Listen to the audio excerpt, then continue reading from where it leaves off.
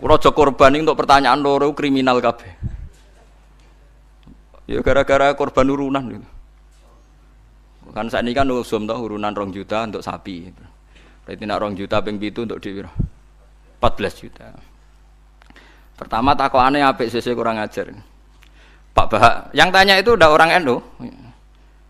Pak Bahak. Katanya kalau sapi satu itu ditumpahi wong piro? 7. Nah, itu kalau misalnya sapi limusin. Sapi limusin itu kan harganya 70 juta. Itu kalau urunan orang pitu kan berat. Misalnya urunan wong 20, seanggap aja kuat lah. Sapi limusin ditumpahi wong 20. Sauni-unimu kata saya.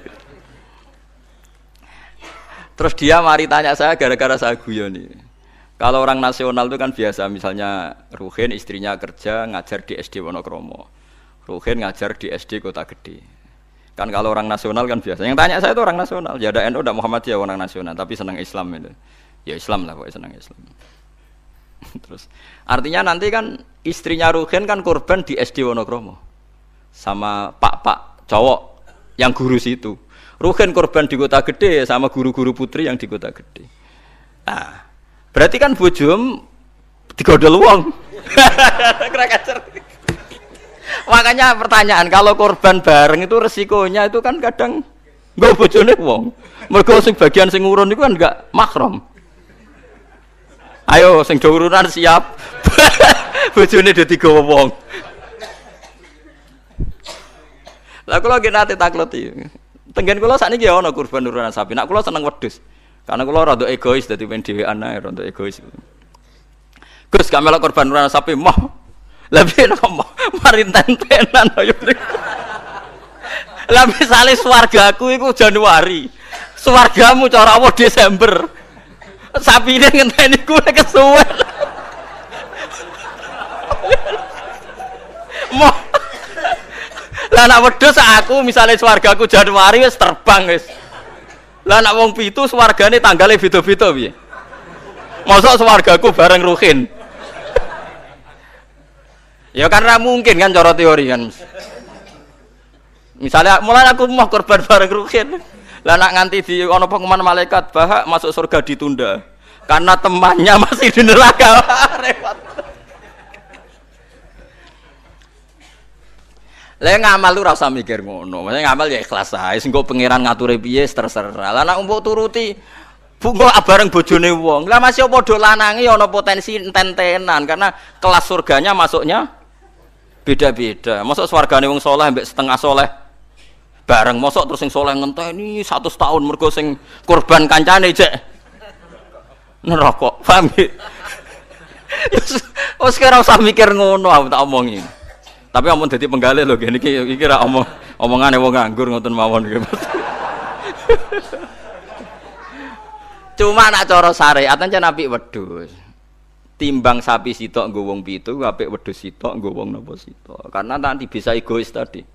Kalau bisa dipanggil Januari ya terbang saja, ngapain ngenteni sing jatah masuk swarga napa? Desember. Iya nak Desember mesti setahun, nak kacek 100 tahun piye.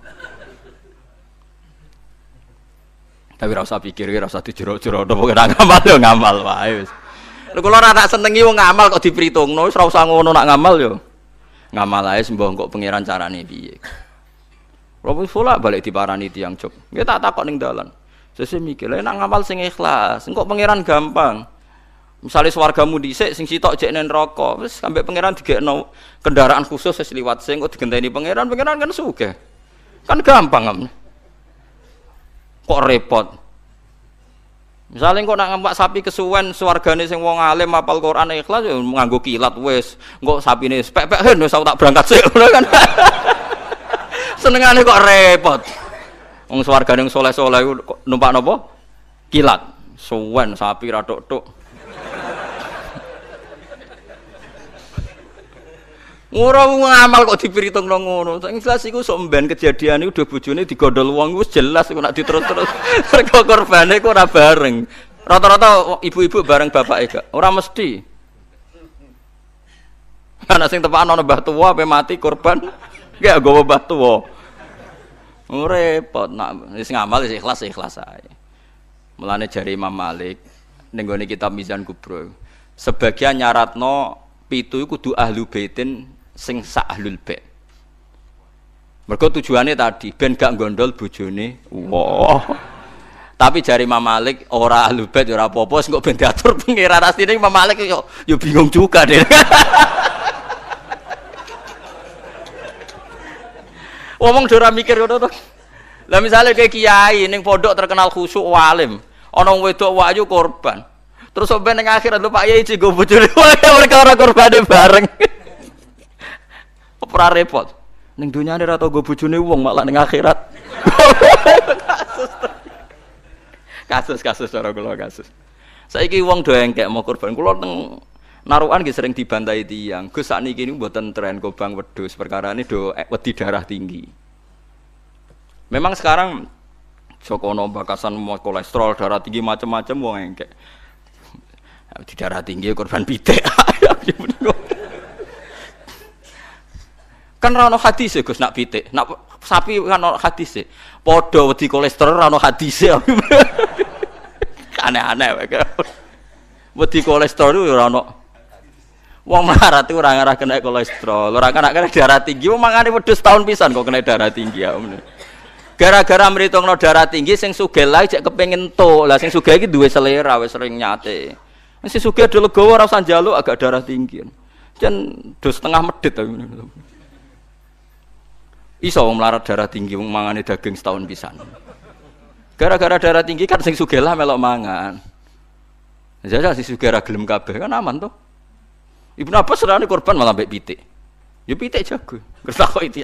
Ibnu Abbas jenengan ngalimu korban mbek napa? Pitik. Aku ora korban. Pokoke nak tanggal 10 iku kesunatan ono sing disembelih. Mulane kula tiru nih, zaman kula dereng sugih niku. Ya saiki lah ya urung sugih. Tapi kula niku mulai wonten Idul Adha mesti nyembelih riyen wedhus wedok kuru pisan. Suwe-suwe rada sugih wedhus wedok lemu. Saiki mulai wedhus lanang poel. Tapi riyen bertahun-tahun ngertakok itu yang Gus korban wedhus wedok, gak korban mayuran. Jare sapa korban? Korban syaratnya macam-macam lho kudu poel, terus jare untune macam-macam lah pokoke ngoten. Lah sanatun mbah ngono lan tak. Sebenarnya itu salah nggih. Ini saya fatwakan di sini. Sing jenenge udhiyah iku kudu wedhus kibas, umure setahun. Nak sapi 2 tahun. Ana sing darani utawa ditandai tanggal gigine itu benar itu udhiyah. Tapi sebetulnya kalau tanggal 10 itu kesunatan nyembelih apa saja asal halal, asal gak tikus. Sehingga Ibnu Abbas itu tiap tanggal 11 nyembelih pitik, nggih pitik tenan. Dik iku pitik. Supaya menghilangkan toma. Mergo iku yaumu aklin wa syurbin, hari makan-makan. Lah wong Jawa salah kaprah. Berhubung ra kelar wedhus gak nyembelih blas, akhirnya toma. Nek ra kebagian ngungkit panitia. Iku keliru. Utawa tuku daging, minimal keluarga itu ndak toma. Nggih, minimal keluarga itu ndak apa? Ndak toma. Iku duro, malane cara fikih iku mala yudraku kulluh la yudraku kulluh. To al-maisur la yasqutu bil ma'sur. Nek ra iso ideal aja blas. Blas iku larangane Islam. Dadi nek ra iso korban wedhus mergo melarat itu tuku daging 1 kilo. Nek ra iso yo pitik, nek ra iso lele, penting gak tikus. Wis pokoke ngono. Dadi mala yudraku kulluh iku la yudraku kulluh. Nek ra iso ideal aja blas. Lha iku teng narukan kula warai tenan. Kula tunjukno ning masyarakat. Akhirnya mulai guru-guru do anut nyembelih cempe cilik-cilik angger bodoh. Jare anut Gus Bas, penting ke aja muni korban, takoki wong yo muni mayoran. Dia sudah begitu. Dulu Ibnu Abbas begitu, ulama-ulama dulu gitu. Saiki ora. Ora iso korban wedhus, gak blas. Akhirnya toma.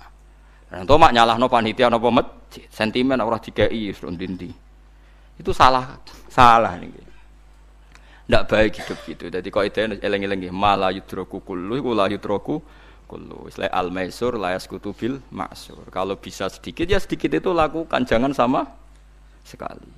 Jadi misalnya ana wong wudu, anane banyu sak gelas, nggo tangan gak kena, nggo sikil gak kena ya wudu ra ini tok. Liyane ditunda. Kok pangeran maklum, pancen isane ra ya ra. Ana wong diutang 10 juta, isane nyaur 1 juta, sahur sik 1 juta terus blas. Tetep lumayan kan bagi sing disaur. Kalong napa? 1 juta. Aja kok terus blas. Lah wong salah kaprah, pokoke anggere ora iso terus blas dadi. Rabi wong wedok iku syaraté ya ayu, nasab, nurut, apik. Tapi nek ora iso papat sifat iku ya sakanane sing gelem ngono wae. Aja terus gak rabi lah. Ngono pokoke bangsa blas iku gak boleh. Wong rapal Quran ra alim ya tetep mulang jare Nabi balihu ani walau ya isane saya terus ayat kulhu wis diurang terus kulhu. Barokah kulhu ngene-ngene suwe-suwe terakhir barokah kulhu mati husnul khotimah. Wis ngono lah nerangno barokah kulhu sugih kowe ora sugih-sugih. Pokoke barokah kulhu husnul khotimah. Wis pokoke sauni-unimu lah. Sing penting ono sing diterangno.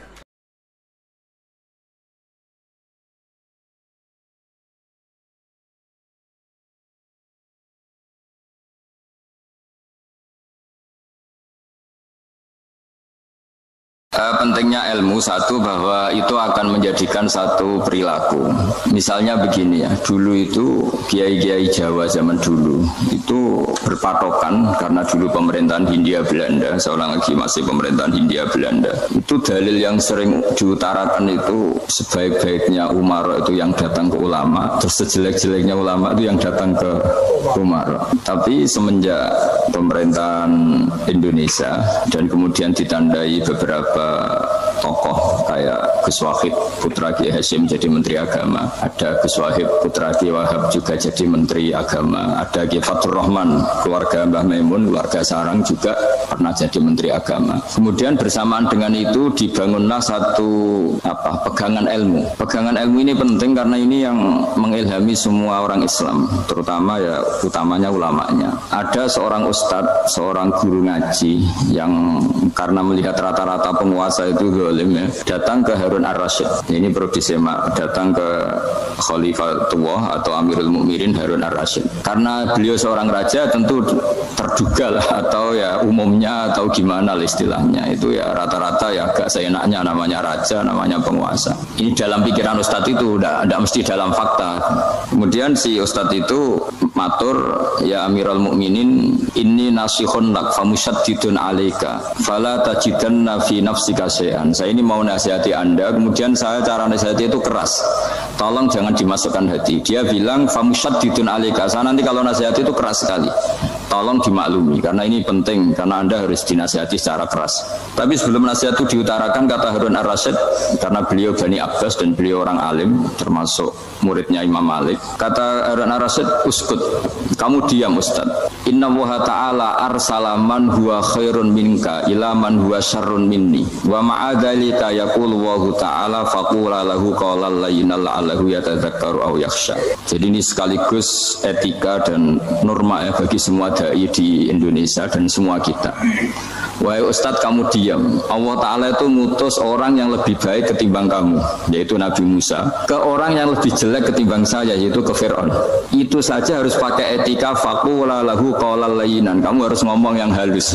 Jadi intinya ini Harun Ar-Rasyid komplain, kamu itu kalau jadi Ustadz ngaji kira-kira gitu. Jadi betapa baiknya orang dulu memahami Quran. Jadi Quran itu dibaca, kemudian kita mungkin baca terus jadi cerita, mungkin ada yang baca jadi perilaku, ada yang baca kemudian itu mengilhami, membentuk. Nah kira-kira itulah yang membentuk kiai-kiai alim di NU, di beberapa pesantren maupun orang-orang alim di luar NU. Asal ngajinya dan bacanya seperti kita, pasti seperti itu. Karena cara berpikir tadi sudah, jadi akhirnya si Ustadz tadi keluar dan minta maaf, anta a'lamu minni, ternyata engkau lebih alim ketimbang saya. Jadi kalimat famusyaddidun alika, saya akan keras cara memberi nasihat, itu yang diket, yang dipotong, yang dibatalkan atau yang diralat oleh Khalifatullah Harun Ar-Rasyid. Yaitu dikatakan inna Allaha ta'ala arsala man huwa khairun minka ila man huwa syarrun minni. Yaitu Allah mengutus orang yang lebih baik ketimbang kamu, yaitu Nabi Musa, ke orang yang lebih jelek ketimbang saya, yaitu Fir'aun. Itu pun harus faqula lahu qawlan layyinan. Cara berdakwah harus dengan kata-kata yang halus, yang lembut, yang indah. Dan dengan kata-kata itu diharapkan la'allahu yatadzakkaru aw yakhsha, semoga yang didakwai menjadi ingat.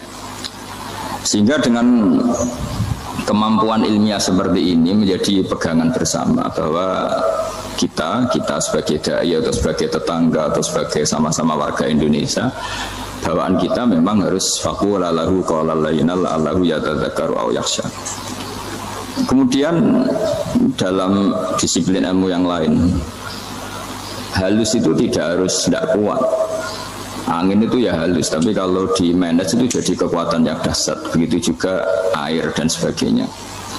Sehingga tidak perlu khawatir terus kalau dakwah halus itu tidak punya efek yang signifikan. Tidak juga.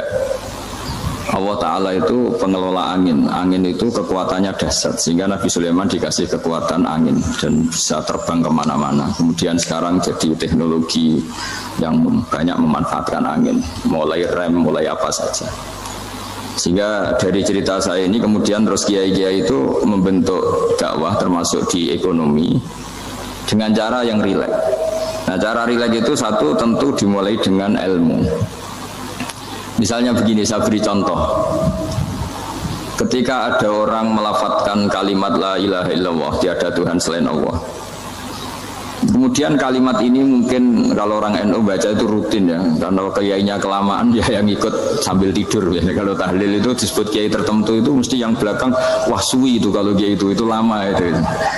Nah kiainya juga karena jadi lakon ya kan lebih semangat karena pegang mic. Biasanya gitu di NU itu kalau khotib mesti semangat karena yang pegang mic, yang dengerin mesti ngantuk karena monoton gitu. Karena yang mendengerin sudah tahu pasti nyuruh baik meninggalkan yang jelek. Jadi ilmunya sudah disimpulkan dulu. Setiap yang tidur di masjid mesti tak tanya kenapa tidur. Ilmunya tidak ada perkembangan, Gus, nyuruh yang baik meninggalkan yang jelek. Tapi kalau ilmunya agak ada perubahan kan dengar semua pasti nyuruh yang jelek meninggalkan yang baik. Karena watak manusia itu agak-agak suka fitnah, itu suka geger. Tapi kalau monoton itu mesti enggak itu. Tapi yang menjadi pegangan kita, saya ulang lagi, itu ilmu dulu. Saya ulang lagi itu dulu. Saya berkali-kali menyontohkan, kalau ada orang kafir, orang yang tidak bersyahadat 70 tahun, kemudian dia bersyahadat sekali saja di akhir hayatnya. Itu kata Allah, qulil ladzina kafaru iyyantahu yughfar lahum ma qad salaf. Katakan ke mereka yang kafir, jika dia mau bersyahadat, itu masa lalunya diampuni semua. Sehingga kedahsyatan kalimat ini luar biasa. Orang yang kafir 70 tahun saja, barokahnya la ilaha illallah ini, dosanya bisa diampuni semua. Nah kemudian karena ilmu ini tidak begitu populer atau kurang dipopulerkan atau kita sendiri kurang menghayati, sehingga la ilaha illallah itu lebih dianalisis cara lafadz ini, pelafatannya ada sanadnya enggak ya gitu. Terus cara melafatkan bareng-bareng seperti itu ada tumpengan ini bid'ah enggak ya. Jadi pertanyaannya sudah tidak tentang keramatnya atau sakralnya atau fadilahnya la ilaha illallah, tapi sudah macam-macam. Jadi dan cara seperti ini ada hadisnya enggak, legal enggak, terus ada sanadnya enggak. Jadi saya mohon semohon-mohonnya untuk teman-teman yang di Al-Iman itu harus ngaji ya. Ngaji itu nanti kamu tahu cara mandang sebuah ibadah atau perilaku atau apa sajalah tahu. Karena al-ilmu yurisul ahwal, ilmu itu bisa mengilhami cara pandang. Dulu yaitu saya ulang lagi, ketika zaman Hindia Belanda, karena pemerintahnya Hindia Belanda itu ulama-ulama keras sekali, sejelek-jeleknya ulama itu yang datang ke Umaro. Tapi setelah era Mbah Hashim, era sampai Mbah Maimun, itu mereka peduli sama Umaro, sama semuanya sama-sama warga Indonesia yang ingin melihat Indonesia yang lebih baik. Sehingga banyak ya kakak saya sendiri pernah wakil bupati, terus putra Mbah Maimun wakil gubernur. Ini teman saya Ki Hafid ya bupati. Semenjak itu terus dan itu nggak lepas dari cara pandang.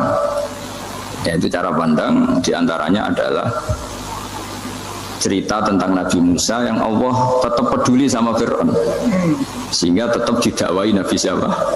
Musa. Dan posisi Musa datang bukan memanggil. Ya cuma kayak sampai sekarang tuh belum pernah ke kantor bupatinya Pak Hafid karena kadang-kadang orang terus curiga mengajukan proposal itu dia agak repot.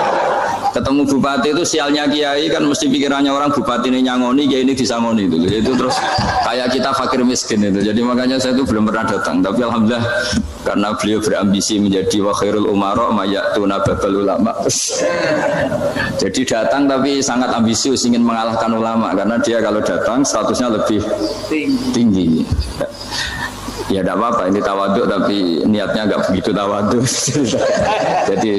jadi saya sering di Jakarta tapi ya tadi jarang ya. Biasanya ngajarkan waktu hanya pas saja, tidak kurang tidak lebih. Biasanya ngajar di pondoknya Pak Kures itu di Baitul Quran.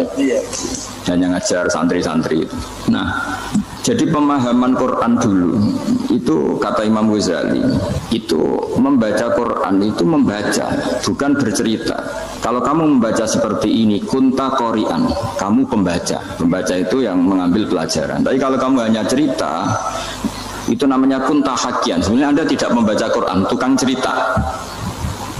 Misalnya tadi cerita Nabi Musa datang ke Fir'aun. Itu kalau kamu hanya cerita, wah dulu itu ada orang namanya Fir'aun didakwai Nabi yang namanya Musa. Ya ini namanya tukang cerita. Kalau kamu pembaca tidak gitu. Betapa baiknya Allah. Orang sengawur Fir'aun saja inginnya Allah masih ingin diselamatkan dengan mengutus Nabi Musa kekasihnya. Itu namanya kunta qori'an. Kamu pembaca betul, bukan kunta hakian. Kamu tukang cerita. Begitu juga seterusnya tentang Quran ayat-ayat seterusnya. Sehingga yang diharapkan dari pembacaan Quran itu memang kita sebagai ahli baca, ahli mu'tabir ya, ahli yang ngambil pelajaran, bukan tukang apa? Cerita. Sehingga dulu ketika Sayyidina Umar radhiyallahu anhu ketika membuka Baitul Maqdis atau Baitul Muqaddas dan diajak syukuran, pesta-pesta makan itu. Beliau nggak mau. Oke kawanku, jangan cuma berhenti di sini karena ngaji kui penting ya, ngaji kui penting. Maka dari itu mari kita rampungkan atau selesaikan kajian singkat daripada beliau. Jangan cuma berhenti di sini. Let's go.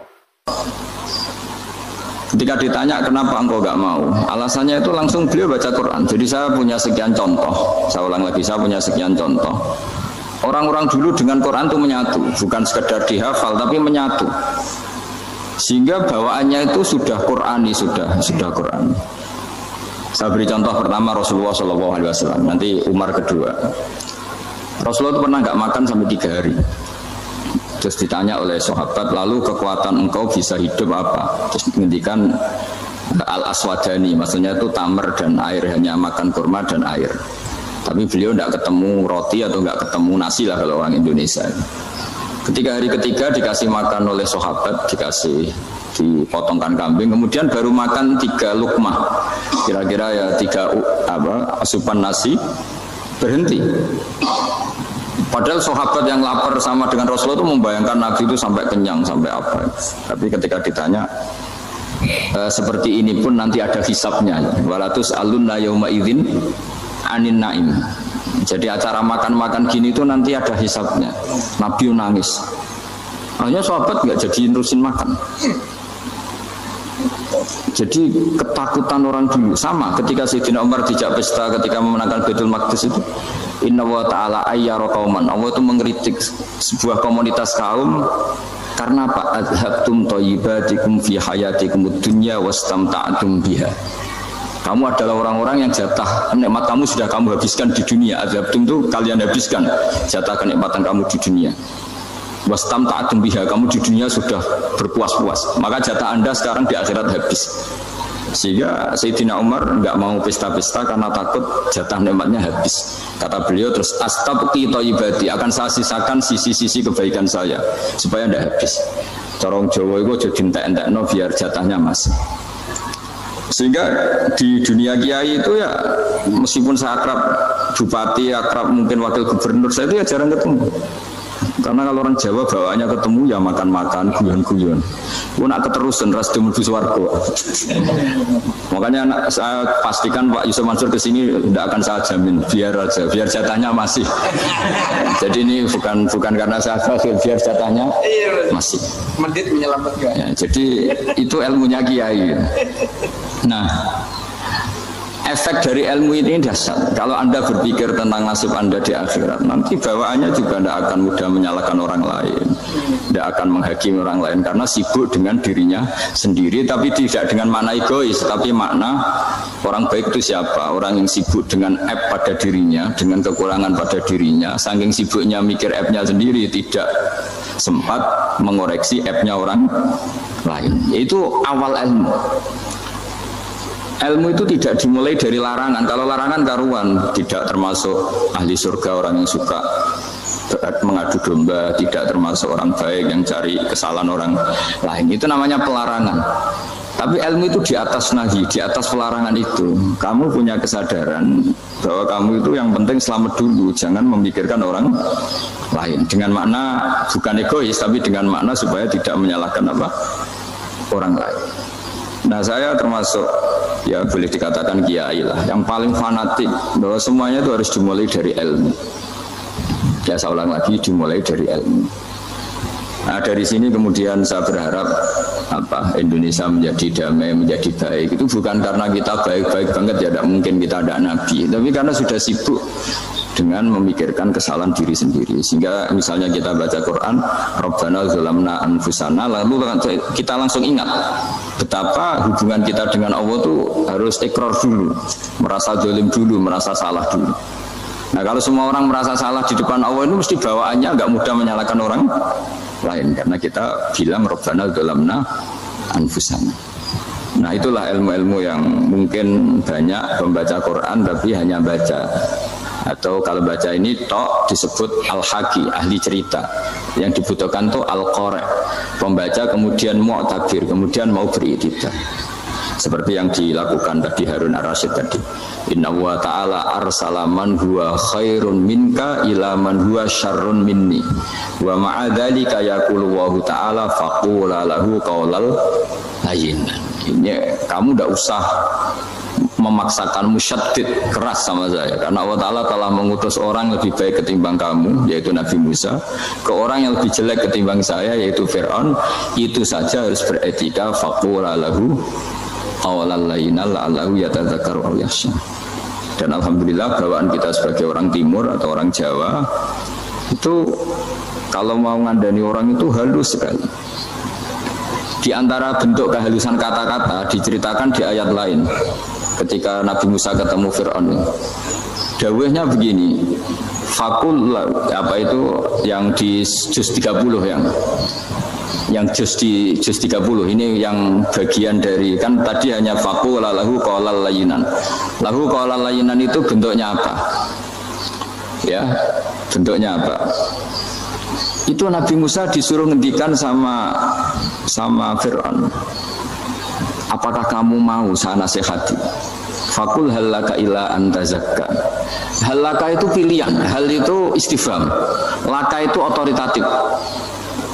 Jadi betapa santonya kalimat itu, fakul halaka ila antazakka. Jadi kalau dimaknani model Pak Hafid, model saya ngaji di sarang itu, halaka onoto iku kedue siro, berhak bagi kamu, berhak bagi Anda. Apakah Anda berhak loh mendapat nasihat supaya Anda jadi orang yang lebih baik? Halaka ila antazakka. Jadi tidak kalimat perintah, tapi kalimat pilihan. Apa engkau mau saya beri nasihat? Wahdiyaka ila rabbika fatakhsha. Dan saya beritahu kamu tentang Tuhan, dan kemudian kamu menjadi orang yang baik, fatakhsha, orang yang punya khasyah, punya. Jadi kayak apa kalimatnya itu? Napa jenengan kerso? Itu kalau orang Jogja, orang-orang daerah-daerah yang berada nyugui tamu itu kan, ayo makan-makan. Itu kan kayak tamunya itu kelaparan. Masa Pak Yusuf Mansur kelaparan? Tidak mungkin kan? Masa Ustaz terkenal kelaparan kan? Tidak mungkin itu. Monggo, napa jenengan ngersakno? Karena bisa saja tamunya itu tidak kerso, mungkin karena darah tinggi, mungkin karena takut dianggap fakir miskin, macam-macam kan orang enggak. Itu kalimatnya itu halaka ila antazakka. Kayak apa indahnya dakwah. Halaka ila antazakka. Itu ada kata laka itu ya terserah jenengan mau enggak. Wa ahdiyaka ila rabbika fatakhsha. Nah, itu yang disebut membaca. Kunta qori'an la hakian. Anda benar-benar membaca Quran, bukan sekadar pencerita. Nah, kemudian ini yang terakhir saya juga baru. Sebenarnya saya itu nggak pernah bilang sanggup itu, tapi Pak Ustadz Zakaria itu GR terus. Sampai tadi pagi itu saya belum tahu kalau ada acara ini. Ya karena saya kiai, jadi kalau kiai itu kan ingatnya sama Allah aja. Kalau sama manusia tuh rontok-rontok lali gitu. Itu bukan memaksa, ya memang lupa. Sejauh mana sih pentingnya manusia kan tidak penting cara ilmu tasawuf itu. Tapi karena ini titipan Rasulullah SAW terus menjadi penting kan. Dititipi umat gak jenengan itu. Ya, sudah ngaji ngatur kiai ribet itu. Kiai ini biasa ngaji kan, kiainya yang ngatur, santri ini enggak. Pak Yai ngaji tanggal ini jam ini. Itu kan mengabaikan semua aktivitas kiai. Padahal jam ini mungkin saya punya jam, mungkin jalan-jalan atau ngaji atau mutolaah atau munajat. Gara-gara Pak Zakaria ini terus Mas Tamam ini yang provokasi. Harus ngaji di jam ini, tema ini. Saya itu kalau ngaji ditentukan tema itu, ini memang saya agak keras di bab ini. Itu kayak ibarat gini loh. Saya ini dokter, kemudian ada orang yang sakitnya itu jantung, terus bilang ke saya, Pak dokter sembuhkan pukul saya. Wong penyakit ekstrimnya itu jantung, kok bila disembuhkan apa? Pukul. Kan gak penting, sembuh tidak sembuh, pukul itu kan gak penting. Jerawat itu. Kiai itu tahu kesalahan paling fatal manusia itu akidah. Tapi kadang-kadang mintanya ilmu yang tidak akidah, yang gak penting. Jadi kadang-kadang kiai itu ya digurui betul kalau di Indonesia itu.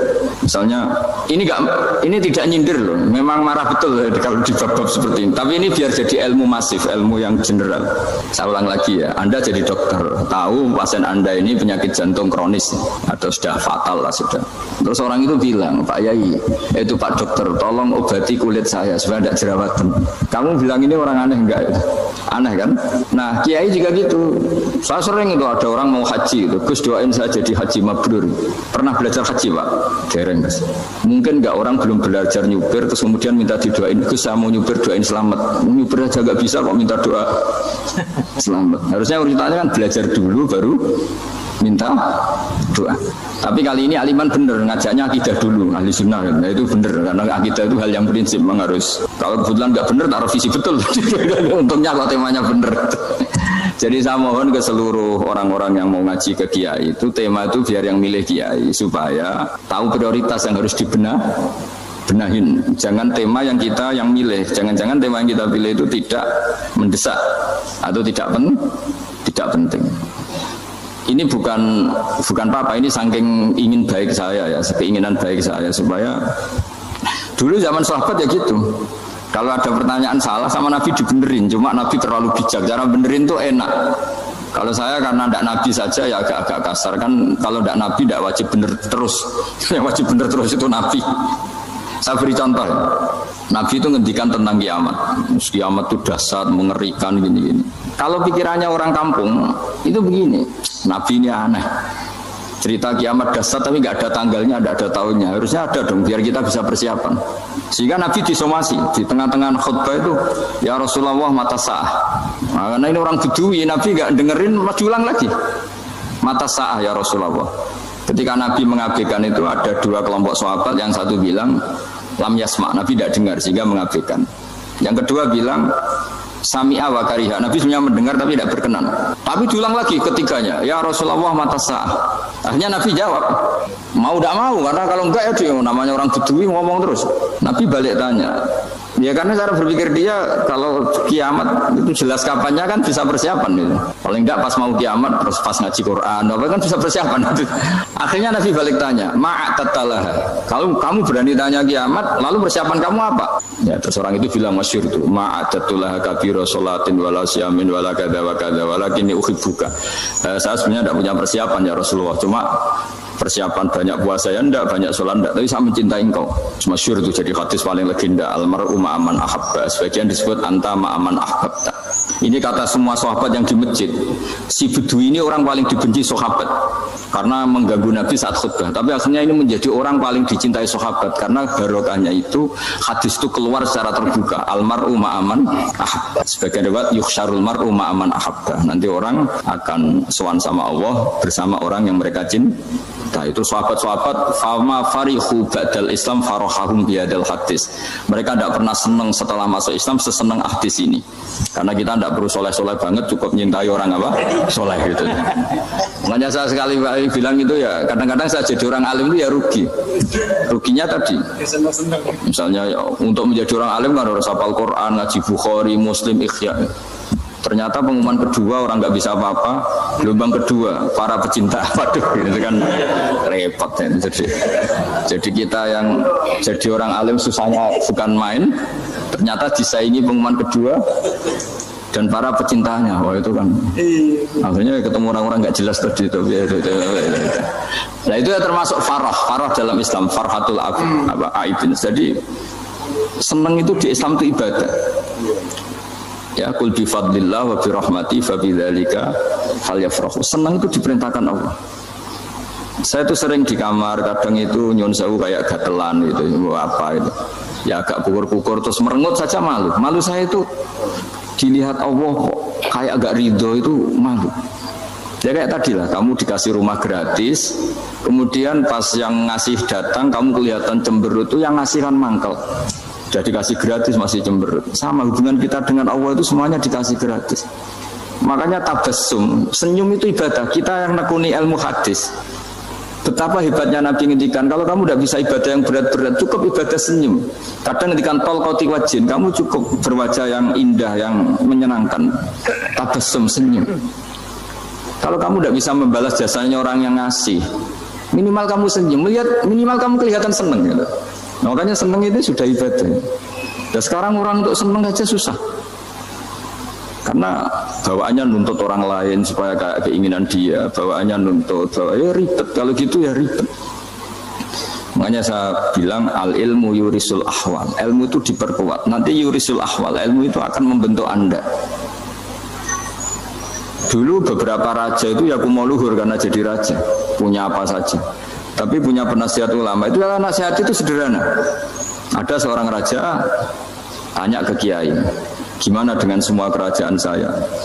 Wah, padahal dia punya apa saja. Jenengan miskin sekali, itu kerajaan seluas ini, kok bisa aja? Terus ditanya sama si ulama tadi, andaikan Anda di padang pasir, kemudian kalau tidak minum segelas air itu mati, apakah Anda akan membeli segelas air ini dengan semua kerajaan Anda? Oh iya, pasti apapun saya lakukan untuk mendapat satu gelas air.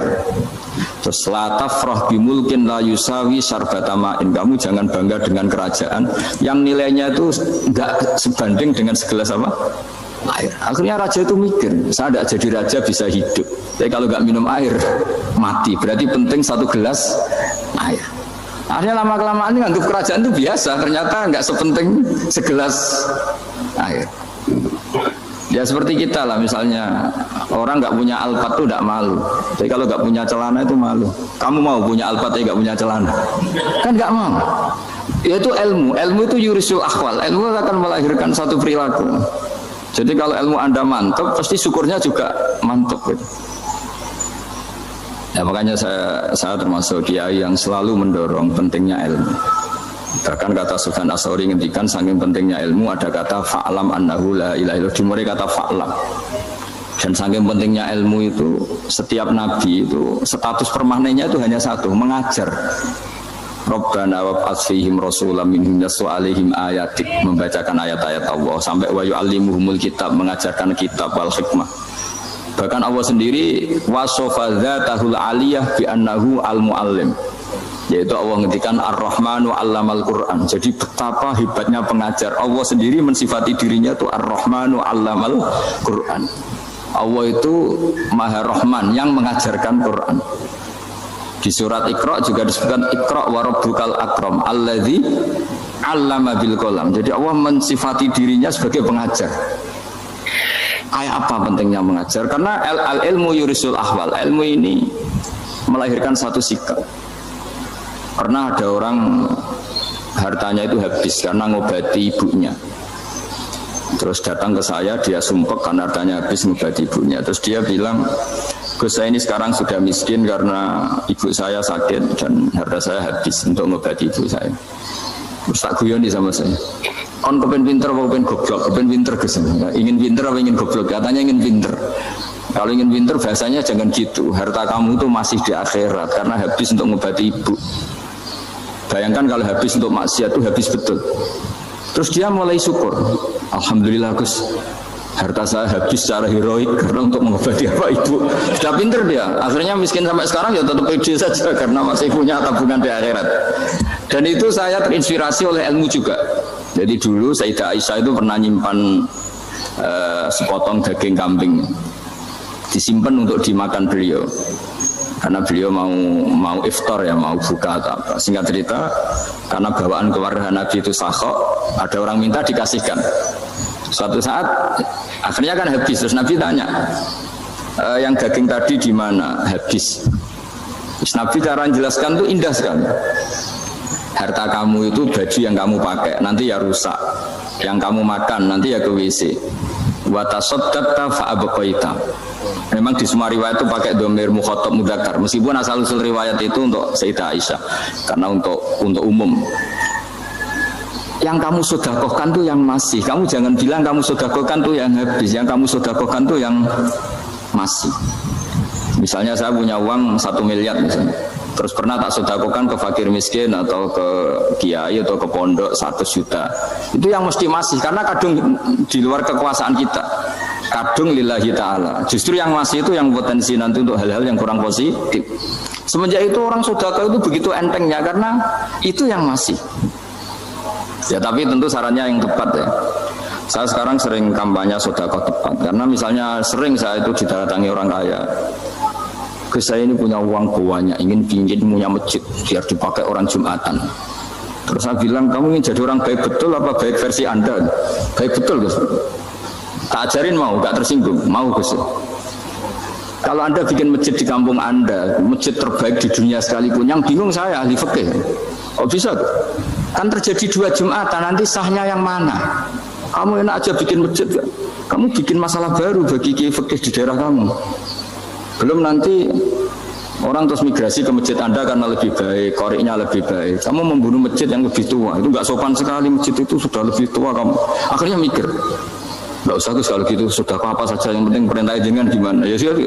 Jadi sedekah itu juga harus dibina supaya kalau orang kan bisa saja kan uang 100 juta itu untuk fakir miskin manfaat, ternyata untuk masjid yang sifatnya aksesoris, untuk lampu yang kristal yang mahal-mahal bukan yang pokok. Itu pentingnya ngaji ya. Jadi lagi-lagi al-ilmu yurisul ahwal. Ilmu itu melahirkan satu sikap. Jadi ketika ada masjid baru, kalau orang nggak bisa ngaji fikih, wow ada masjid baru, masjid banyak. Jadi kalau yang ngaji fikih ngerti ini malah ada masalah baru karena ada ta'addud Jumatan. Gimana hukumnya 2 Jumatan dalam kondisi yang tidak mendesak. Makanya sekarang saya baru kampanye itu. Dulu itu kalau ada masjid banyak itu kan faktornya beda ormas, beda pemahaman atau agak jauh, masih hukum sosial atau bawaan kondisi. Misalnya di dekat UGM itu ada masjid kampung pertama, bawaan masjid karena ada kantor besar, atau bawaan ada pabrik besar, atau ada sekolahan besar. Nah sekarang itu ada pertanyaan baru, ada masjid baru karena ada orang kaya ingin bikin masjid. Itu gimana ini hukum? Ya, tapi kalau orang nggak nekuni fikih itu ya langsung wah bagus untuk bangun masjid. Bagus piye gini sing kangelan memfikihkan tadi. Nah itu ilmu. Jadi kalau yang tidak nekuni fikih itu ya tidak tersiksa, tapi yang nekuni fikih itu pasti tersiksa karena seperti itu tadi. Ya jadi saya mohon di antara cara kita dakwah secara damai itu dimulai dari Robbana Zolamna Anfusana. Itu dipakai Nabi, di redaksinya digenti dengan makna supaya kita per individu matur Allah apa ini zolam tu nafsi zulman kabiron kafiran. Nah bawaannya orang mengaku zalim, mengaku salah itu kan sudah tidak sempat mikir salahnya orang apa lain. Dan dari sini kemudian dia jadi orang yang tawadhu, yang ubudiyah, yang macam-macam. Sehingga Nabi ini bukan dianggap ya, pasti penjelas terbaik. Terus Allah meredaksikan wa ma tuqaddimu li anfusikum min khairin tajiduhu indahu. Apa saja kebaikan yang kamu sudah berikan untuk Allah sampai akhirat itu ya pasti kamu temukan di akhirat. Terus yang terakhir saya beri contoh orang peminta-minta sa'il. Itu Sayyid Ali Zainal Abidin kalau ada orang minta-minta terus dikasih, misalnya dikasih ya 100.000 atau 50.000 atau 10.000 sesuai kemampuan yang memberi, itu marhaban biman hamala zadi ilal akhirah. Saya terima kasih ya, gara-gara kamu minta uang saya jelas sudah sampai akhirat. Coba kalau di rumah belajar untuk hal yang tidak positif. Jadi bawaannya itu cara pandang itu rubah. Jadi sebenarnya kalau kita ngasih uang di masjid, ngasih kiai atau ngasih fakir miskin, ya uang itu yang masih, bukan yang habis. Itu watasodak kata fa'abuqoita, yang kamu berikan itu hakikatnya yang masih. Karena sudah ada kamu otak-atik lagi, makanya disebut wakaf. Sebenarnya wakaf itu dulu secara makna lughat, saya ulangi secara lughat, maknanya itu sudah berhenti. Wakafun maknanya berhenti. Nah, sodako itu dari kata sodako maknanya benar. Orang yang sering sodako berarti imannya benar. Orang yang uang sudah diberikan berarti dia sudah terputus, wakaf berhenti dari hubungannya dengan dia. Sudah dikasihkan berarti selesai. Sehingga wakaf dan sodako itu sebenarnya maknanya saling melengkapi. Kemudian orang-orang fikih karena ada disiplin ilmu tertentu, wakaf itu untuk sodako yang permanen, yang abadi, kemudian sedekah untuk infak. Tapi itu kan hanya istilah-istilah dalam disiplin ilmu. Sebetulnya kalau pakai ilmu yang umum, sedekah ya bisa disebut wakaf, wakaf ya bisa disebut apa? Sedekah. Karena maknanya sedekah itu wakaf. Wakaf itu apa? Qat'u raqabatil malik an hadal mal atau an malih. Hubungan pemilik harta ini terputus dari harta itu. Jadi misalnya saya sudah wakaf tanah ini ke masjid, sudah diterima, buat saya kepikiran gadekan atau menjual sudah tidak bisa, sudah berhenti di situ saja hubungan saya dengan kepemilikan harta itu. Makanya disebut apa? Wakaf. Dan kalau saya wakaf berarti menunjukkan kebenaran iman saya karena sudah menafkahkan sebagian harta untuk Allah Ta'ala. Itu sodik, sodak. Makanya bahasa Arab itu gampang ya, kalau sodal qaf, sodako. Orang kalau bayar mahar disebut sodak karena menunjukkan cintanya. Teman yang setia disebut sodik karena ya benar dalam berteman. Abu Bakar disebut as-siddiq karena sangat membenarkan kanjeng Nabi dan seterusnya. Misalnya begini ya, dulu itu kiai-kiai Jawa zaman dulu itu berpatokan karena dulu pemerintahan Hindia Belanda, seorang lagi masih pemerintahan Hindia Belanda. Itu dalil yang sering diutarakan itu sebaik-baiknya Umar itu yang datang ke ulama, terus sejelek-jeleknya ulama itu yang datang ke Umar. Tapi semenjak pemerintahan Indonesia dan kemudian ditandai beberapa tokoh kayak Gus Wahid putra Kiai Hasyim jadi Menteri Agama, ada Gus Wahid putra Kiai Wahab juga jadi Menteri Agama, ada Kiai Fatur Rahman keluarga Mbah Maimun, keluarga Sarang juga pernah jadi Menteri Agama. Kemudian bersamaan dengan itu dibangunlah satu pegangan ilmu. Pegangan ilmu ini penting karena ini yang mengilhami semua orang Islam, terutama ya utamanya ulamanya. Ada seorang ustadz, seorang guru ngaji yang karena melihat rata-rata penguasa itu zalim ya, datang ke Harun Ar-Rasyid. Ini perlu disimak, datang ke Khalifatullah atau Amirul Mukminin Harun Ar-Rasyid. Karena beliau seorang raja tentu terduga lah, atau ya umumnya atau gimana lah istilahnya. Itu ya rata-rata ya agak seenaknya namanya raja, namanya penguasa. Ini dalam pikiran ustadz itu, tidak mesti dalam fakta. Kemudian si ustadz itu matur, ya Amirul Mukminin, inni nasihun lak famusyaddidun alaika fala tajidanna fi nafsika syai'an. Saya ini mau nasihati Anda, kemudian saya cara nasihati itu keras. Tolong jangan dimasukkan hati. Dia bilang famusyaddidun alaika. Saya nanti kalau nasihati itu keras sekali. Tolong dimaklumi karena ini penting, karena Anda harus dinasihati secara keras. Tapi sebelum nasihat itu diutarakan, kata Harun Ar-Rasyid, karena beliau Bani Abbas dan beliau orang alim termasuk muridnya Imam Malik, kata Harun Ar-Rasyid, uskut, kamu diam Ustaz. Inna Allaha ta'ala arsala man huwa khairun minka ila man huwa syarrun minni wa ma'adhalika yaqulu Allahu ta'ala faqula lahu qawlan layyinan la'allahu yatadzakkaru aw yakhsha. Jadi ini sekaligus etika dan norma ya bagi semua dai di Indonesia dan semua kita. Wahai Ustadz, kamu diam. Allah Ta'ala itu ngutus orang yang lebih baik ketimbang kamu, yaitu Nabi Musa, ke orang yang lebih jelek ketimbang saya, yaitu ke Fir'aun. Itu saja harus pakai etika, faqula lahu qawlan layyinan. Kamu harus ngomong yang halus. Jadi intinya ini Harun Ar-Rasyid komplain, kamu itu kalau jadi Ustadz ngaji kira-kira gitu.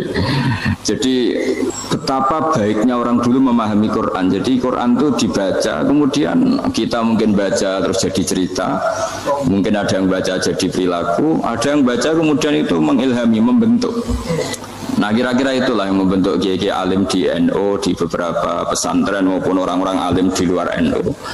Asal ngajinya dan bacanya seperti kita, pasti seperti itu. Karena cara berpikir tadi.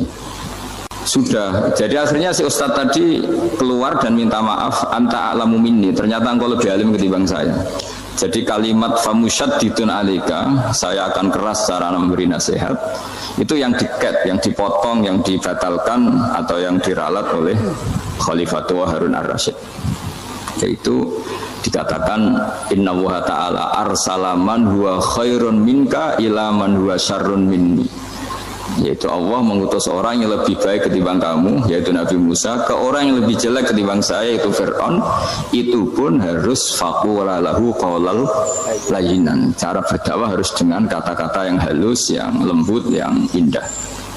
Dan dengan kata-kata itu diharapkan la'allahu yatadzakkaru aw yakhsha, semoga yang didakwai menjadi ingat. Sehingga dengan kemampuan ilmiah seperti ini menjadi pegangan bersama bahwa kita sebagai dai atau sebagai tetangga atau sebagai sama-sama warga Indonesia, bawaan kita memang harus faqula lahu qaulal layyinan la'allahu yatadzakkaru aw yakhsha. Kemudian dalam disiplin ilmu yang lain, halus itu tidak kuat. Angin itu ya halus, tapi kalau di manage itu jadi kekuatan yang dahsyat. Begitu juga air dan sebagainya. Sehingga tidak perlu khawatir terus kalau dakwah halus itu tidak punya efek yang signifikan. Tidak juga. Allah Ta'ala itu pengelola angin. Angin itu kekuatannya dahsyat. Sehingga Nabi Sulaiman dikasih kekuatan angin dan bisa terbang kemana-mana. Kemudian sekarang jadi teknologi yang banyak memanfaatkan angin. Mulai rem, mulai apa saja. Sehingga dari cerita saya ini kemudian terus kiai-kiai itu membentuk dakwah termasuk di ekonomi dengan cara yang rileks. Nah, cara rileks itu satu tentu dimulai dengan ilmu. Misalnya begini, saya beri contoh. Ketika ada orang melafadzkan kalimat la ilaha illallah, tiada Tuhan selain Allah. Kemudian kalimat ini mungkin kalau orang NU baca itu rutin ya, karena kiainya kelamaan ya yang ikut sambil tidur ya. Kalau tahlil itu disebut kiai tertentu itu mesti yang belakang wah suwi itu kalau kiai itu lama itu. Nah kiainya juga karena jadi lakon ya kan lebih semangat karena pegang mic. Biasanya gitu di NU itu kalau khotib mesti semangat karena yang pegang mic, yang dengerin mesti ngantuk karena monoton gitu. Karena yang dengerin sudah tahu pasti nyuruh baik meninggalkan yang jelek. Jadi ilmunya sudah disimpulkan dulu. Setiap yang tidur di masjid mesti tak tanya kenapa tidur. Ilmunya tidak ada perkembangan, Gus, nyuruh yang baik meninggalkan yang jelek. Tapi kalau ilmunya agak ada perubahan kan dengar semua pasti nyuruh yang jelek meninggalkan yang baik. Karena watak manusia itu agak-agak suka fitnah, itu suka geger. Tapi kalau monoton itu mesti enggak itu. Tapi yang menjadi pegangan kita, saya ulang lagi, itu ilmu dulu. Saya ulang lagi itu dulu.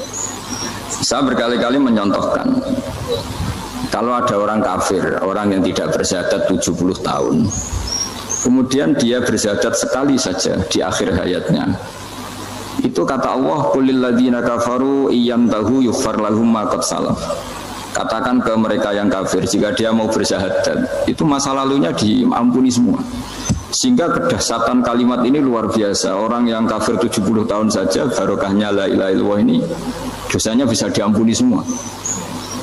Nah kemudian karena ilmu ini tidak begitu populer atau kurang dipopulerkan atau kita sendiri kurang menghayati, sehingga la ilaha illallah itu lebih dianalisis cara lafadz ini, pelafatannya ada sanadnya enggak ya gitu. Terus cara melafatkan bareng-bareng seperti itu ada tumpengan ini bid'ah enggak ya. Jadi pertanyaannya sudah tidak tentang keramatnya atau sakralnya atau fadilahnya la ilaha illallah, tapi sudah macam-macam. Jadi dan cara seperti ini ada hadisnya enggak, legal enggak, terus ada sanadnya enggak.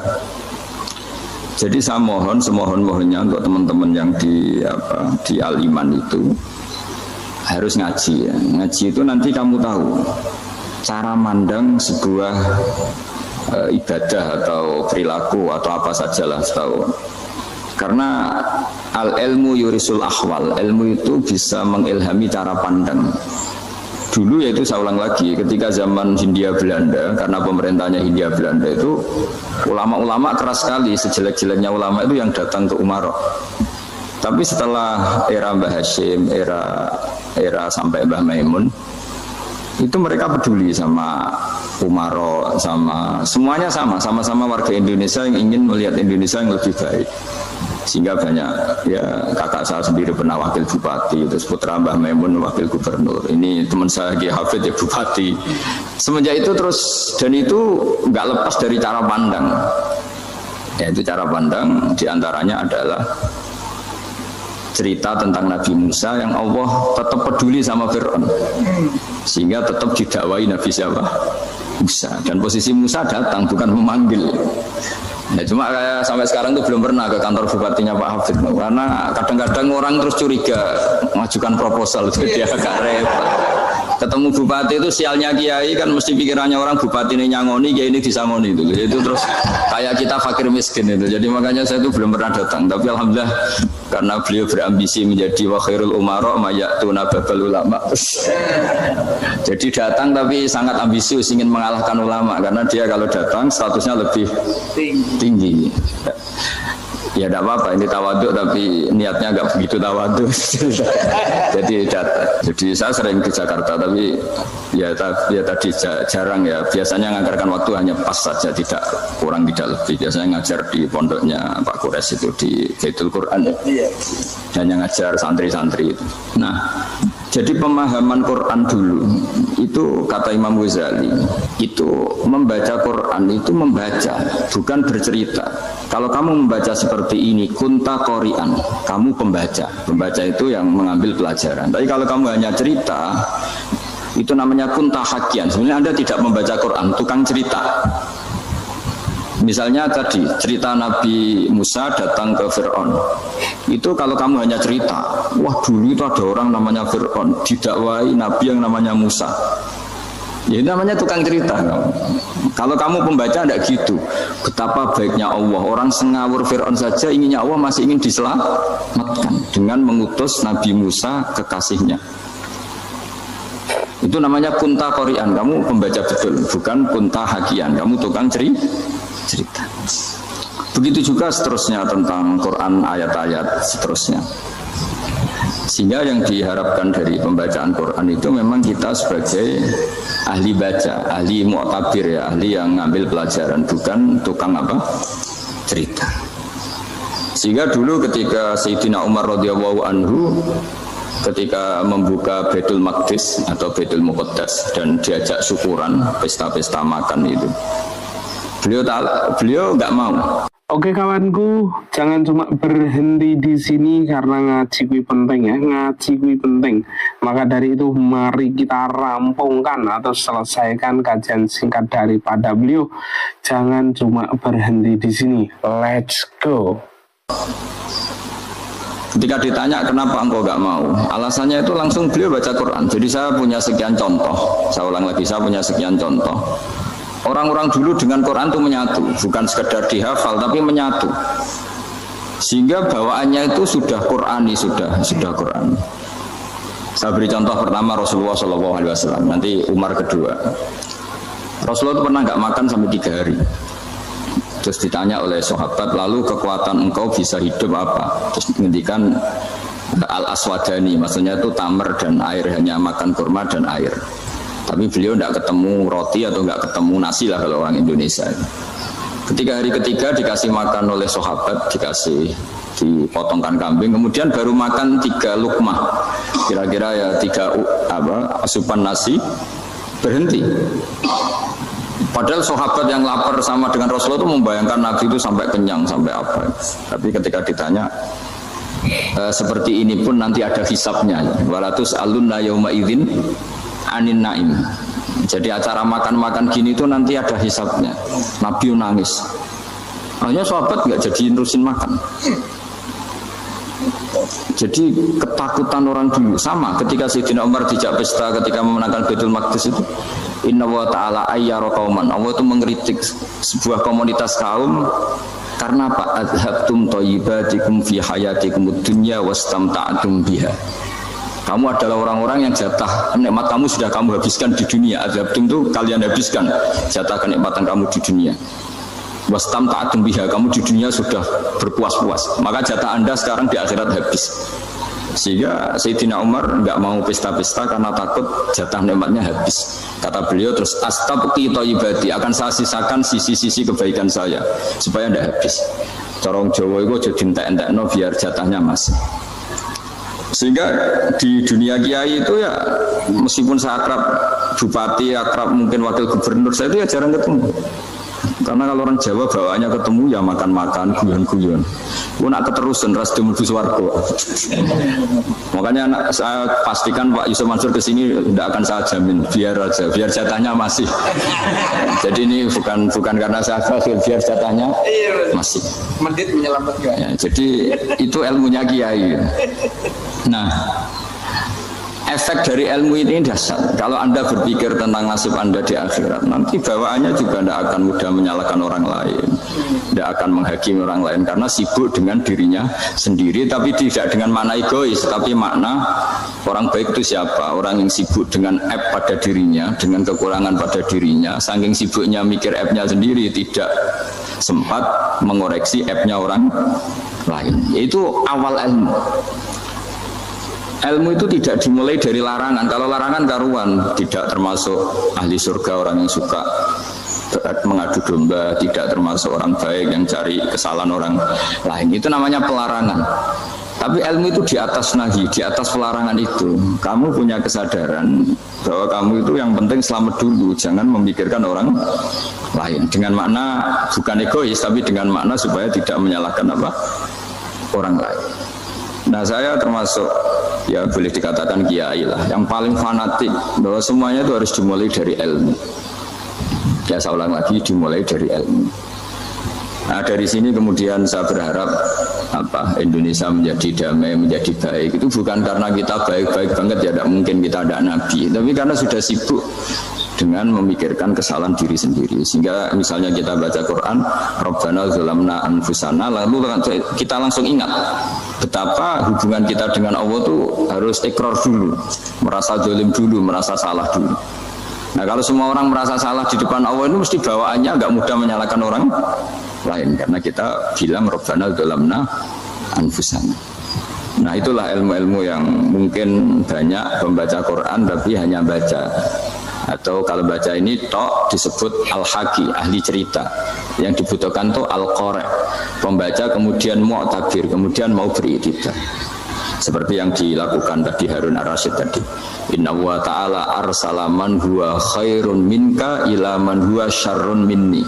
Wa ma'adzalika yaqulu wa ta'ala faqula lahu qaulal layyinan. Ini kamu tidak usah memaksakan musyaddid keras sama saya, karena Allah Ta'ala telah mengutus orang lebih baik ketimbang kamu, yaitu Nabi Musa, ke orang yang lebih jelek ketimbang saya, yaitu Fir'aun.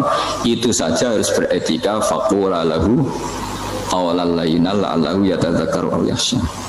Dan alhamdulillah bawaan kita sebagai orang timur atau orang Jawa itu kalau mau ngandani orang itu halus sekali.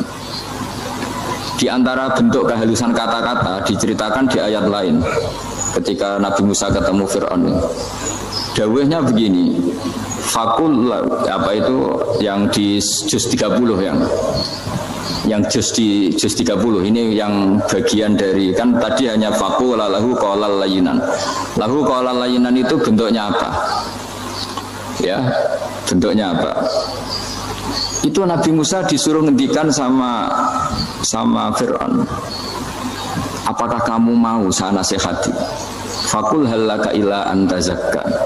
Halaka itu pilihan, hal itu istifham, laka itu otoritatif. Jadi betapa santonya kalimat itu, fakul halaka ila antazakka. Jadi kalau dimaknani model Pak Hafid, model saya ngaji di sarang itu, halaka onoto iku kedue siro, berhak bagi kamu, berhak bagi Anda. Apakah Anda berhak loh mendapat nasihat supaya Anda jadi orang yang lebih baik? Halaka ila antazakka. Jadi tidak kalimat perintah, tapi kalimat pilihan. Apa engkau mau saya beri nasihat? Wahdiyaka ila rabbika fatakhsha.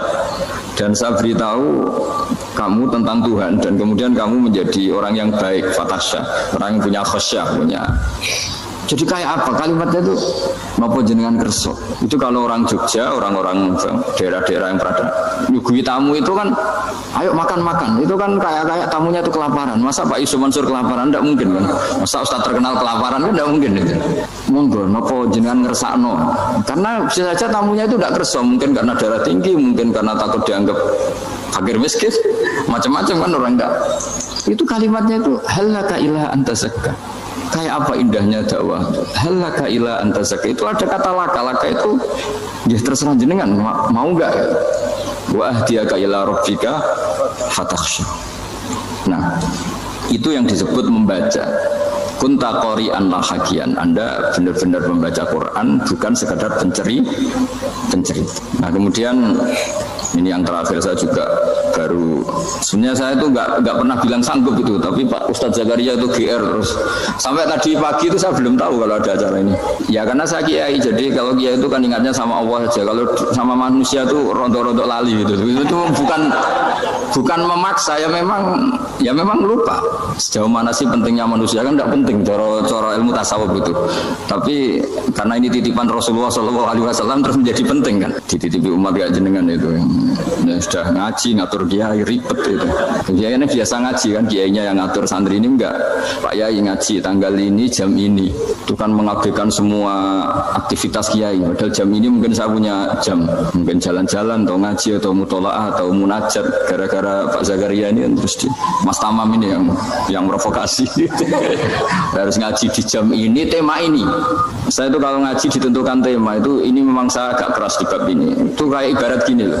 Saya ini dokter, kemudian ada orang yang sakitnya itu jantung, terus bilang ke saya, Pak dokter sembuhkan kukul saya. Wong penyakit ekstrimnya itu jantung, kok bila disembuhkan apa? Kukul. Kan gak penting, sembuh tidak sembuh, kukul itu kan gak penting. Jerawat itu. Kiai itu tahu kesalahan paling fatal manusia itu akidah. Tapi kadang-kadang mintanya ilmu yang tidak akidah, yang gak penting. Jadi kadang-kadang kiai itu ya digurui betul kalau di Indonesia itu. Misalnya ini tidak nyindir loh, memang marah betul kalau di bab-bab seperti ini. Tapi ini biar jadi ilmu masif, ilmu yang general. Saya ulang lagi ya, Anda jadi dokter, tahu pasien Anda ini penyakit jantung kronis atau sudah fatal lah sudah. Terus orang itu bilang, Pak Yai, itu Pak dokter, tolong obati kulit saya supaya tidak jerawatan. Kamu bilang ini orang aneh enggak? Aneh kan? Nah, kiai juga gitu. Saya sering itu ada orang mau haji itu, Gus doain saya jadi haji mabrur. Pernah belajar haji Pak? Dereng Mas. Mungkin enggak orang belum belajar nyupir terus kemudian minta didoain, Gus saya mau nyupir doain selamat. Nyupir aja enggak bisa kok minta doa selamat. Harusnya urutannya kan belajar dulu baru minta doa. Tapi kali ini aliman bener ngajaknya akidah dulu, ahli sunnah kan. Nah, itu bener karena akidah itu hal yang prinsip memang harus. Kalau kebetulan nggak bener taruh visi betul. Untungnya kalau temanya bener. Jadi saya mohon ke seluruh orang-orang yang mau ngaji ke kiai itu tema itu biar yang milih kiai supaya tahu prioritas yang harus benahin. Jangan tema yang kita yang milih, jangan-jangan tema yang kita pilih itu tidak mendesak atau tidak penting. Ini bukan apa-apa, ini saking ingin baik saya ya, keinginan baik saya supaya dulu zaman sahabat ya gitu. Kalau ada pertanyaan salah sama Nabi dibenerin, cuma Nabi terlalu bijak, cara benerin tuh enak. Kalau saya karena tidak Nabi saja ya agak kasar kan, kalau tidak Nabi tidak wajib bener terus. Yang wajib bener terus itu Nabi. Saya beri contoh ya. Nabi itu ngendikan tentang kiamat. Kiamat itu dahsyat, mengerikan gini-gini. Kalau pikirannya orang kampung itu begini, Nabi ini aneh. Cerita kiamat dahsyat tapi nggak ada tanggalnya, nggak ada tahunnya. Harusnya ada dong biar kita bisa persiapan. Sehingga Nabi disomasi di tengah-tengah khutbah itu, ya Rasulullah mata sa'ah. Nah, karena ini orang Bedui, Nabi nggak dengerin, maju ulang lagi. Mata sa'ah ya Rasulullah. Ketika Nabi mengabaikan itu ada dua kelompok sahabat, yang satu bilang lam yasma, Nabi tidak dengar sehingga mengabaikan. Yang kedua bilang sami'a wa kariha, Nabi sebenarnya mendengar tapi tidak berkenan. Tapi diulang lagi ketiganya, ya Rasulullah mata sa'ah. Akhirnya Nabi jawab, mau tidak mau, karena kalau enggak ya dia namanya orang Bedui ngomong terus. Nabi balik tanya, ya karena cara berpikir dia kalau kiamat itu jelas kapannya kan bisa persiapan gitu. Paling enggak pas mau kiamat terus pas ngaji Quran apa kan bisa persiapan. Akhirnya Nabi balik tanya, ma'atatalah. Kalau kamu berani tanya kiamat, lalu persiapan kamu apa? Ya terus orang itu bilang masyhur itu, ma'atatalah kabira sholatin wala siyamin wala kadza wa kadza walakinni uhibbuka. Saya sebenarnya tidak punya persiapan ya Rasulullah, cuma persiapan banyak puasa ya enggak, banyak sholat enggak, tapi saya mencintai engkau. Masyhur itu jadi hadis paling legenda, almar'u ma'aman ahabba, sebagian disebut anta ma'aman ahbabta. Ini kata semua sahabat yang di masjid. Si Bedui ini orang paling dibenci sahabat karena mengganggu Nabi saat khutbah, tapi akhirnya ini menjadi orang paling dicintai sahabat karena barokahnya itu hadis itu keluar secara terbuka, almar'u ma'aman ahabba. Sebagian riwayat yukhsyarul mar'u ma'aman ahabba, nanti orang akan sowan sama Allah bersama orang yang mereka cintai. Nah itu sahabat-sahabat fama farihu ba'dal Islam farahahum bihadal hadis. Mereka tidak pernah senang setelah masuk Islam sesenang hadis ini. Karena kita tidak perlu soleh-soleh banget, cukup nyintai orang apa? Soleh gitu. Makanya saya sekali bilang itu ya, kadang-kadang saya jadi orang alim itu ya rugi. Ruginya tadi. Misalnya ya, untuk menjadi orang alim kan harus hafal Quran, ngaji Bukhari, Muslim, Ikhya. Ternyata pengumuman kedua orang nggak bisa apa-apa, gelombang kedua para pecinta, waduh, itu kan repot ya. Jadi kita yang jadi orang alim susahnya bukan main, ternyata disaingi pengumuman kedua dan para pecintanya, wah itu kan, akhirnya ketemu orang-orang nggak jelas tadi itu. Nah itu ya termasuk farah dalam Islam, farhatul aibin. Jadi senang itu di Islam itu ibadah. Ya kul bi fadlillah wa bi rahmati fa bidzalika falyafrahu. Senang itu diperintahkan Allah. Saya itu sering di kamar, kadang itu nyun sewu kayak gatelan gitu, apa itu. Ya agak kukur-kukur terus merengut saja malu. Malu saya itu dilihat Allah kok kayak agak ridho itu malu. Ya kayak tadi lah, kamu dikasih rumah gratis, kemudian pas yang ngasih datang kamu kelihatan cemberut, itu yang ngasih kan mangkel. Sudah dikasih gratis masih cemberut. Sama hubungan kita dengan Allah itu semuanya dikasih gratis. Makanya tabassum, senyum itu ibadah. Kita yang nekuni ilmu hadis, betapa hebatnya Nabi ngendikan, kalau kamu tidak bisa ibadah yang berat-berat, cukup ibadah senyum. Kadang ngendikan tol koti wajin, kamu cukup berwajah yang indah, yang menyenangkan. Tabassum, senyum. Kalau kamu tidak bisa membalas jasanya orang yang ngasih, minimal kamu senyum, lihat minimal kamu kelihatan senang gitu. Nah, makanya senang itu sudah ibadah. Dan sekarang orang untuk senang aja susah. Karena bawaannya nuntut orang lain supaya kayak keinginan dia, bawaannya nuntut, ya ribet. Kalau gitu ya ribet. Makanya saya bilang al ilmu yurisul ahwal. Ilmu itu diperkuat. Nanti yurisul ahwal. Ilmu itu akan membentuk Anda. Dulu beberapa raja itu ya kumo luhur karena jadi raja, punya apa saja. Tapi punya penasihat ulama itu ya, nasihat itu sederhana. Ada seorang raja tanya ke kiai, gimana dengan semua kerajaan saya? Wah, padahal dia punya apa saja. Jenengan miskin sekali, itu kerajaan seluas ini, kok bisa aja?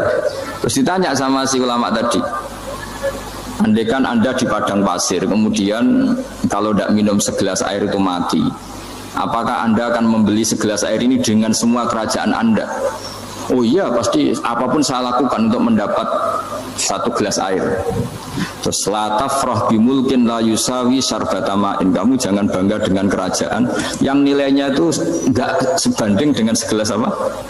Air. Akhirnya raja itu mikir, saya tidak jadi raja bisa hidup, tapi kalau nggak minum air mati. Berarti penting satu gelas air.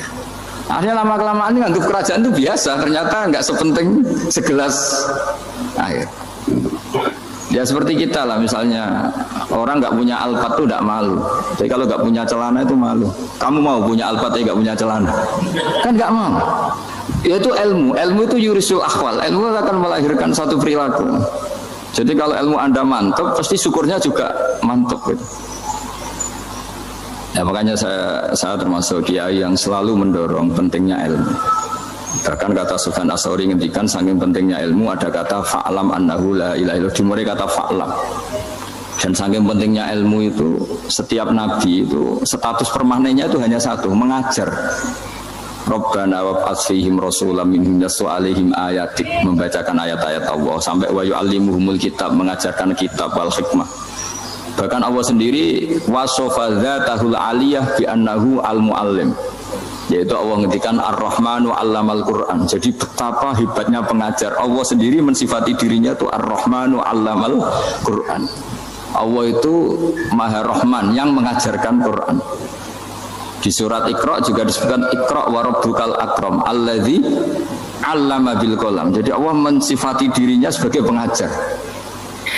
Apa pentingnya mengajar? Karena al-ilmu yurisul ahwal. Ilmu ini melahirkan satu sikap. Pernah ada orang hartanya itu habis karena ngobati ibunya. Terus datang ke saya, dia sumpek karena hartanya habis ngobati ibunya. Terus dia bilang, Gus, saya ini sekarang sudah miskin karena ibu saya sakit dan harta saya habis untuk ngobati ibu saya. Terus tak guyoni sama saya. Kon kepen pinter apa kepen goblok? Kepen pinter Gus. Ingin pinter apa ingin goblok? Katanya ingin pinter. Kalau ingin pinter bahasanya jangan gitu. Harta kamu itu masih di akhirat karena habis untuk mengobati ibu. Bayangkan kalau habis untuk maksiat itu habis betul. Terus dia mulai syukur. Alhamdulillah Gus, harta saya habis secara heroik karena untuk mengobati apa ibu. Sudah pinter dia. Akhirnya miskin sampai sekarang ya tetap pede saja karena masih punya tabungan di akhirat. Dan itu saya terinspirasi oleh ilmu juga. Jadi dulu Sayyidah Aisyah itu pernah nyimpan sepotong daging kambing, disimpan untuk dimakan beliau. Karena beliau mau iftar ya, mau buka atau apa. Singkat cerita, karena bawaan keluarga Nabi itu sakhok, ada orang minta dikasihkan. Suatu saat akhirnya kan habis. Terus Nabi tanya, yang daging tadi di mana? Habis. Terus Nabi cara menjelaskan itu indah sekali. Harta kamu itu baju yang kamu pakai nanti ya rusak, yang kamu makan nanti ya ke WC. Wa tasaddaqta fa abqaita. Memang di semua riwayat itu pakai dhamir mukhatab mudzakkar, meskipun asal usul riwayat itu untuk Sayyidah Aisyah karena untuk umum. Yang kamu sedekahkan tuh yang masih. Kamu jangan bilang kamu sedekahkan tuh yang habis, yang kamu sedekahkan tuh yang masih. Misalnya saya punya uang 1 miliar misalnya, terus pernah tak sedekahkan ke fakir miskin atau ke kiai atau ke pondok 1 juta. Itu yang mesti masih, karena kadung di luar kekuasaan kita. Kadung lillahi ta'ala. Justru yang masih itu yang potensi nanti untuk hal-hal yang kurang positif.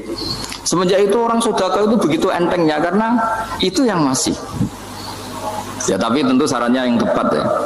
Saya sekarang sering kampanye sedekah tepat karena misalnya sering saya itu didatangi orang kaya. Saya ini punya uang banyak, ingin punya masjid biar dipakai orang Jumatan. Terus saya bilang, kamu ingin jadi orang baik betul apa baik versi Anda? Baik betul Gus. Tak ajarin mau, gak tersinggung, mau Gus. Kalau Anda bikin masjid di kampung Anda, masjid terbaik di dunia sekalipun, yang bingung saya ahli fikih. Kok bisa? Kan terjadi 2 Jumatan, nanti sahnya yang mana? Kamu enak aja bikin masjid, kamu bikin masalah baru bagi kiai fikih di daerah kamu. Belum nanti orang terus migrasi ke masjid Anda karena lebih baik, koriknya lebih baik. Kamu membunuh masjid yang lebih tua, itu nggak sopan sekali, masjid itu sudah lebih tua kamu. Akhirnya mikir, nggak usah tuh kalau gitu, sedekah apa saja yang penting perintah jenengan gimana. Ya jadi sedekah itu juga harus dibina supaya kalau orang kan bisa saja kan uang 100 juta itu untuk fakir miskin manfaat, ternyata untuk masjid yang sifatnya aksesoris, untuk lampu yang kristal yang mahal-mahal bukan yang pokok. Itu pentingnya ngaji ya. Jadi lagi-lagi al-ilmu yurisul ahwal. Ilmu itu melahirkan satu sikap. Jadi ketika ada masjid baru, kalau orang nggak bisa ngaji fikih, wow ada masjid baru, masjid banyak. Jadi kalau yang ngaji fikih ngerti ini malah ada masalah baru karena ada ta'addud Jumatan. Gimana hukumnya 2 Jumatan dalam kondisi yang tidak mendesak. Makanya sekarang saya baru kampanye itu. Dulu itu kalau ada masjid banyak itu kan faktornya beda ormas, beda pemahaman atau agak jauh, masih hukum sosial atau bawaan kondisi. Misalnya di dekat UGM itu ada masjid kampung pertama, bawaan masjid karena ada kantor besar atau bawaan ada pabrik besar atau ada sekolahan besar. Nah sekarang itu ada pertanyaan baru, ada masjid baru karena ada orang kaya ingin bikin masjid, itu gimana ini hukum? Ya, tapi kalau orang nggak nekuni fikih itu ya langsung wah bagus untuk bangun masjid. Bagus piye gini sing kangelan memfikihkan tadi. Nah, itu ilmu. Jadi kalau yang tidak nekuni fikih itu ya tidak tersiksa, tapi yang nekuni fikih itu pasti tersiksa karena seperti itu tadi. Ya jadi saya mohon di antara cara kita dakwah secara damai itu